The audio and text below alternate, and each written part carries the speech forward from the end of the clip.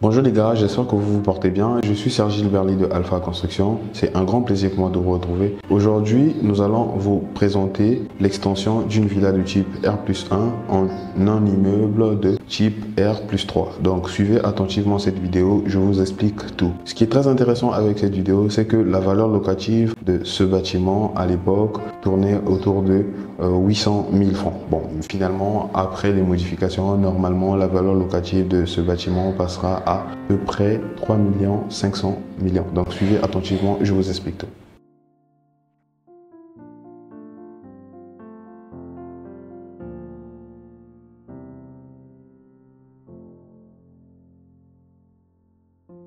Nous avons été contactés, suite aux vidéos YouTube que nous faisons, par un monsieur qui a un terrain, qui avait une villa carrément, un duplex au niveau de Yoff, donc non loin de l'hangar des pèlerins. Donc pour des raisons de confidentialité, je ne dévoilerai pas le nom du propriétaire et aussi je ne vous montrerai pas les images du bâtiment existant. Donc le bâtiment existant, c'est une villa de type R+1.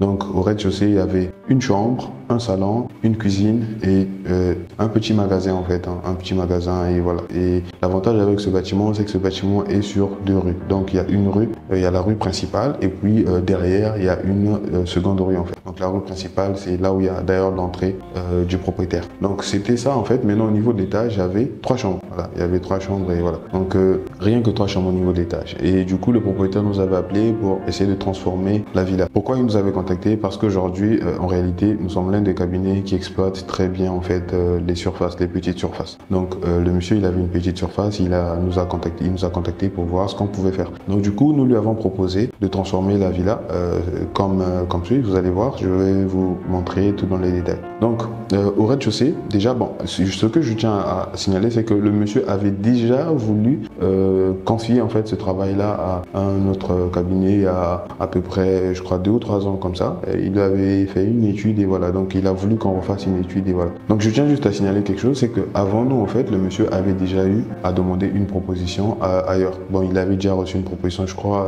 il y a à peu près 3 ans de cela. Mais après, nous, il a fallu qu'on reprenne complètement toute l'étude et puis voilà. Donc je vais vous montrer et puis vous me direz ce que vous en pensez. Bon, après, le monsieur a beaucoup donné d'idées en fait sur ce que nous avons eu à faire. Donc suivez. Et donc au niveau du rez-de-chaussée, comme je vous avais expliqué, au niveau du rez-de-chaussée, il n'y avait qu'une seule chambre avec le salon. Bon, finalement, nous avons essayé de rajouter une seconde chambre. Donc tel que vous allez voir, là on est à l'entrée de la maison. Donc une fois que vous entrez dans la maison, en fait, il y a une cour.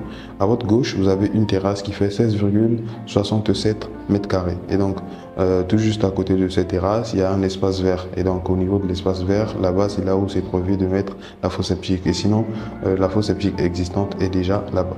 Et donc, vous prenez les marches. Une fois que vous prenez les marches, vous avez la possibilité d'accéder au bâtiment. Donc, quand vous rentrez dans le bâtiment, vous êtes au niveau de l'espace familial. À votre gauche, vous avez un salon de 26,73 mètres carrés. Et à votre droite, vous avez une toilette visiteur qui fait 3,07 mètres carrés. Vous allez me dire pourquoi la plupart des toilettes ici ne sont pas aérées. Et ça, c'est les toilettes qui existent déjà sur le bâtiment actuel. Donc, on n'a pas le choix de les conserver en fait. Donc, si ça ne leur dérangeait pas, on n'a pas le choix que de les conserver là en fait. Si on les déplace, ça va être assez complexe, il y aura beaucoup de travaux en fait. Sur les autres niveaux, on a essayé de voir ce qu'on pouvait faire. Donc, après cette toilette visiteur, il y a une cuisine qui fait 13,30 mètres carrés. Donc, à côté de la cuisine, nous avons rajouté un cellier et le cellier, il fait 4,10 mètres carrés. Donc, les 3D, je pense que vous les avez déjà vus. Sinon, vous allez les voir tout de suite. Et après la toilette visiteur et la cuisine, nous avons le volet allée de l'escalier. Donc le volet allée de l'escalier, il y a l'escalier qui est là. L'escalier, ça c'est l'escalier du duplex, celui qui vous permet d'aller à l'étage supérieur. Et donc sur le deuxième volet, c'est là où se trouve la toilette visiteur, sous le deuxième volet en fait. Donc c'est pas nous qui avons fait, ça c'est déjà comme ça de base. Nous avons juste essayé de rajouter la deuxième chambre. Bon, maintenant, si vous venez à votre droite, vous avez une très petite chambre. Elle fait 10,23 mètres carrés. Et en face, il y a la chambre parent qui fait, oui, on appelle comme ça chambre parent. Elle fait 14,78 mètres carrés. Donc, dans cette chambre, on a une armoire pour les vêtements et puis on a une salle de bain qui fait 4,35 mètres carrés.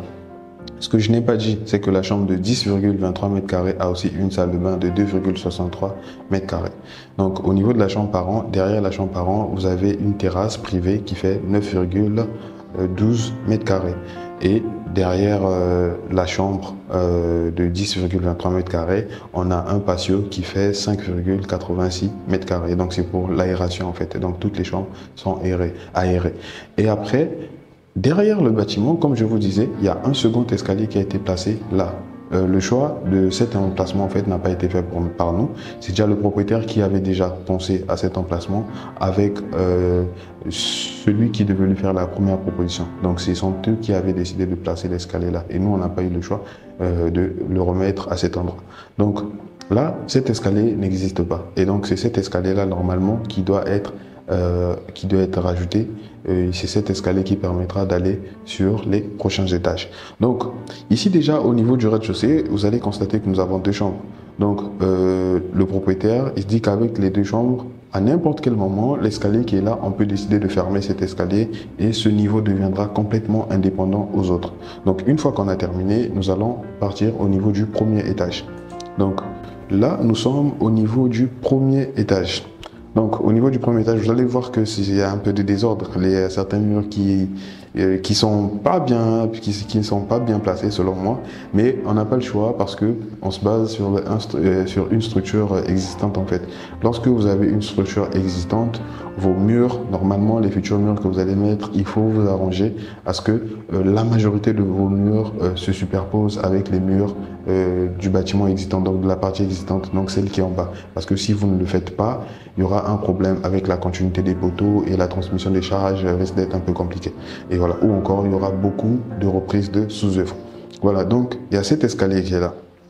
Donc actuellement l'escalier est maintenu, pourquoi? Parce que le propriétaire veut se permettre en fait, il se laisse en fait cette possibilité là d'avoir un duplex. Donc dans un premier temps, il va utiliser le rez-de-chaussée et le premier étage comme étant un duplex.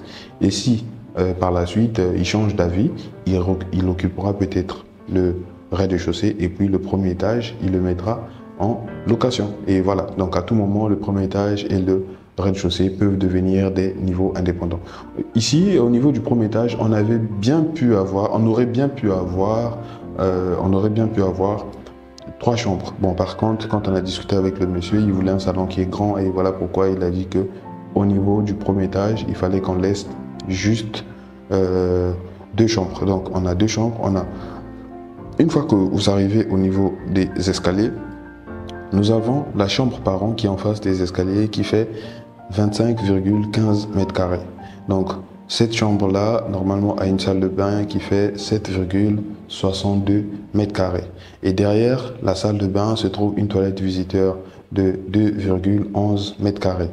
Et il y a un salon qui fait 25,11 mètres carrés.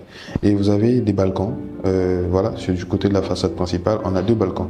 Il y a un balcon qui se trouve entre la chambre parent et puis le salon. Celui-là, il fait 7,50 mètres carrés et l'autre balcon qui fait 4,39 mètres carrés.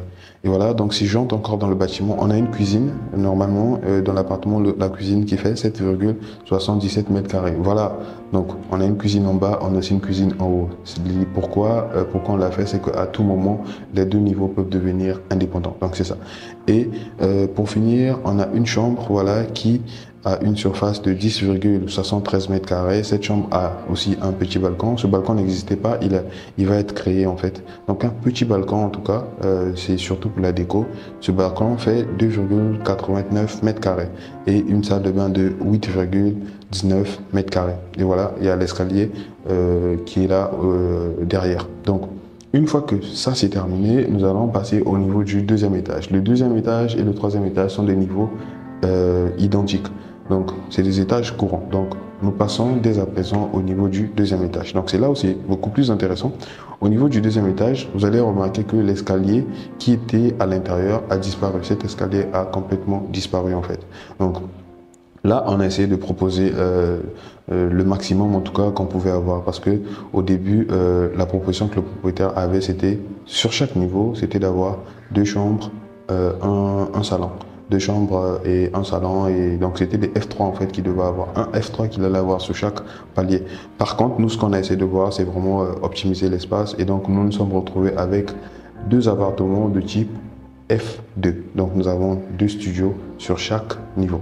Voilà, donc quand vous prenez l'escalier, voilà, vous arrivez au niveau du dégagement. Donc il y a une double protection, on va dire. Vous avez une première porte, ensuite la première porte vous permet de venir au niveau du dégagement. Celle-là, peut-être il n'y aura pas de clé, mais après il y aura la deuxième porte qui vous permet d'entrer dans votre appartement. Et donc on va démarrer par le premier appartement. Le premier appartement, c'est celui qui est à notre gauche. Donc l'appartement qui est à notre gauche, dès que vous entrez dans l'appartement, vous avez un salon qui fait 13,74 mètres carrés. Bon, je sais que la surface est un tout petit peu erronée, c'est légèrement plus grand que ça. Et derrière ce salon, vous avez une chambre par an qui fait 19,95 mètres carrés.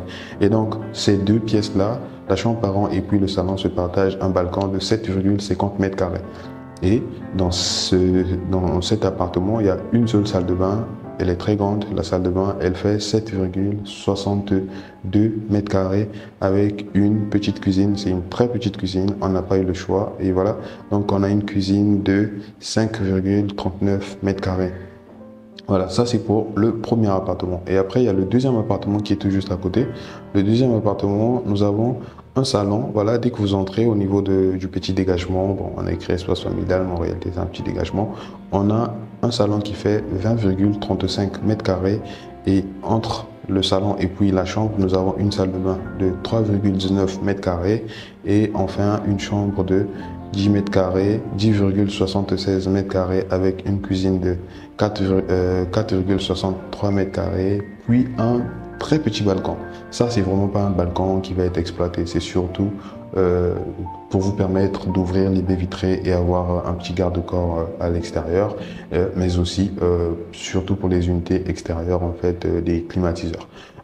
Voilà, au niveau du deuxième étage, comme ça, au niveau du troisième étage, les unités extérieures pourront être placées sur la dalle. Donc, en gros, c'est ce que je voulais vous montrer. Donc, si vous aussi, vous avez un projet de modifier votre villa ou encore de transformer votre villa, vous voulez rajouter des étages dessus, contactez-nous, on vous aidera à le faire. On ajoutera des étages s'il le faut, on essaiera d'optimiser l'espace, créer de nouvelles pièces et voilà. Tout en tenant compte du confort en fait de toutes les personnes qui doivent utiliser ces appartements, toutes les personnes qui doivent y habiter. Donc c'était Serge Gilberly de Alpha Construction. Dites-moi qu'est-ce qu'on aurait pu modifier, qu'est-ce qu'on ne devrait pas faire en fait dans ce bâtiment. Et voilà, d'ici peu de temps les travaux de ce bâtiment débuteront et je pense qu'on vous mettra des vidéos du projet, et voilà, peut-être même avant la construction et après la construction, vous verrez aussi, peut-être même au cours. Bon, au cours, sauf si et seulement si le propriétaire nous le permet. Ok, merci, c'était Serge Gilberly de Alpha Cons. J'espère que vous avez aimé la vidéo. Peace.